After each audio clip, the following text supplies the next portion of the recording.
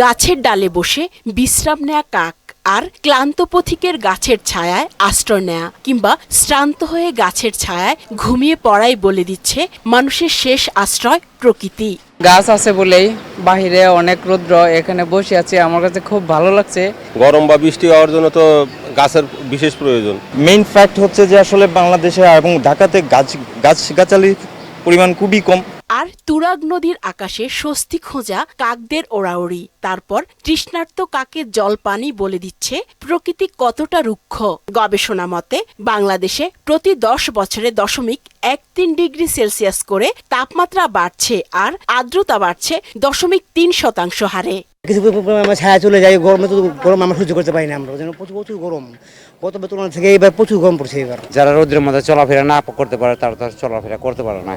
দেশের 5 বিভাগের ওপর দিয়ে মৃদু থেকে তীব্র তাপপ্রবাহ বয়ে যাচ্ছে।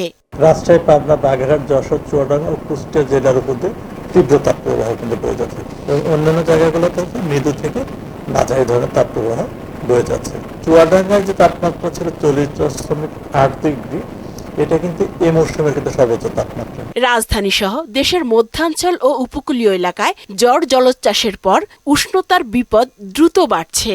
চলমান যে হিট স্পেল আছে এটা দীর্ঘ সময় কন্টিনিউ করবে এই বছরও, এমনকি এই বছরের আপনার ধরেন 20 তারিখে পরে যে আপনার অনেক জায়গায় তাপমাত্রা আমরা সিভিয়ার হিট ওয়েভ চলে আসার সম্ভাবনা রয়েছে। গত 2 বছরের মতো এবারও মার্চ থেকেই গরম অসহনীয় হয়ে উঠেছে।